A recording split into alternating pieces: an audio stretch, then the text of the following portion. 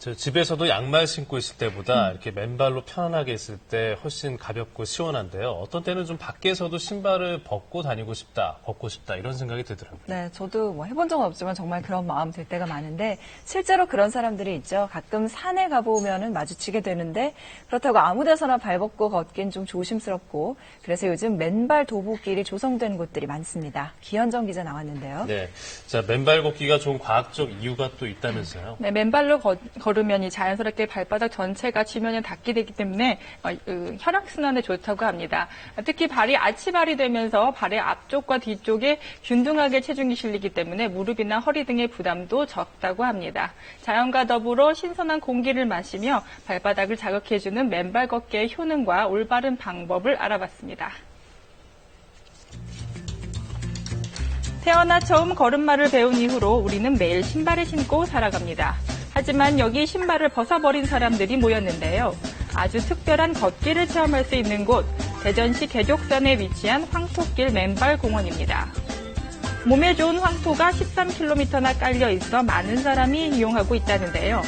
맨발로 걷는 기분은 어떨까요?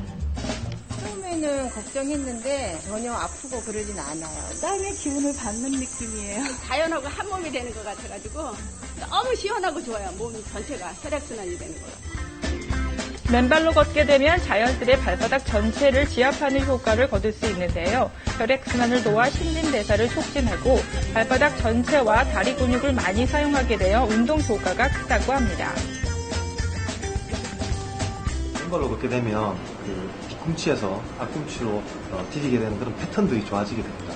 그래서 충격이 일반 신발을 신을 때보다 더 적어지게 되고 그리고 발에 있는 근육, 내재근이 강화가 돼서 발이 좀 더 건강하게 되는 효과가 있습니다. 그래서 신발과 맨발이 걷기에 어떤 영향을 미치는지 실험해봤습니다.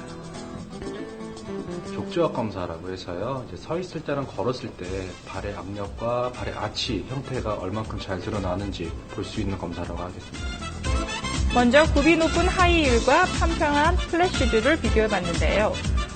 하이힐의 경우는 발 앞부분에, 플랫슈즈는 뒷부분에 압력이 가해져서 각각 한쪽으로 무게중심이 쏠리는 것으로 나타났습니다.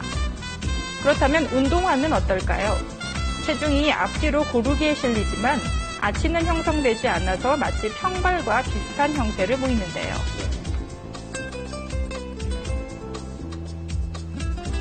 단순히 걷는 자세만으로도 전신의 건강에 큰 영향을 미치게 되는데요.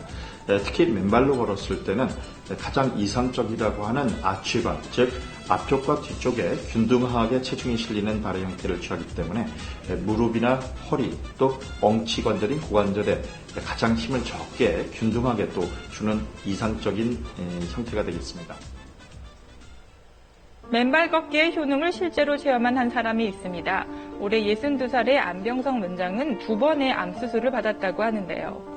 제가 갑상선암을 2006년도에 수술받았고 또 2011년도에 위암 3기 말이어서 수술하고 나서 병원에서 희망이 없다 그랬어요. 수술 이후 항암 치료를 거부하고 자신만의 방법을 찾아 투병 중입니다. 암을 극복하기 위해 선택한 맨발 산행, 체력과 면역력을 기르기 위해 매일 1시간씩 산에 오른다고 하는데요. 이렇게 지구에서 자연 치유력이 이렇게 나온다고 그러더라고요. 전자가.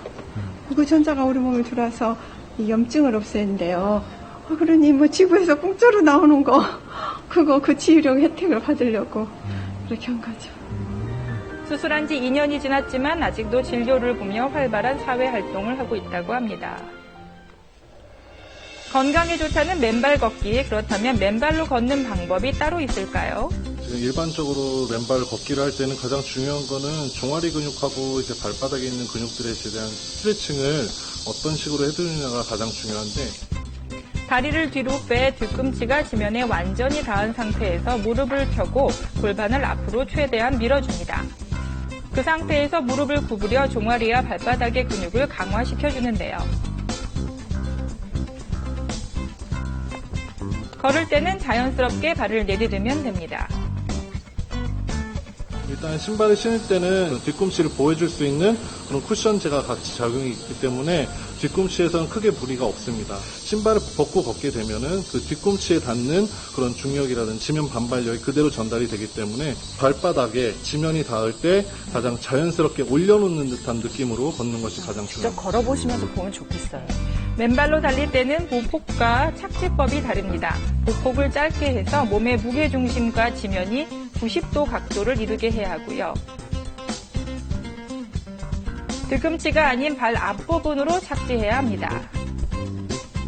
앞꿈치부터 닿게 되는 이유는 내 몸의 체중과 그리고 중력의 힘에 그리고 밑에서 발바닥 그리고 지면에서부터 받는 그런 충격 자체가 온 몸에서 흡수될 수 있도록 만들어주는 역할을 하게 됩니다.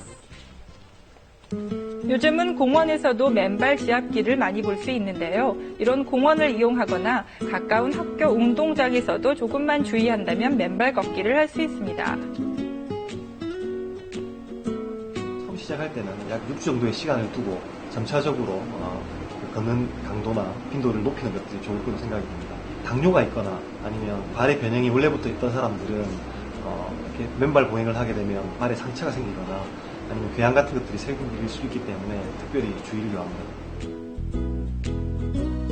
자연과 교감을 나눌 수 있는 맨발 걷기. 가끔 맨발로 걸으며 건강도 찾아보시는 건 어떨까요?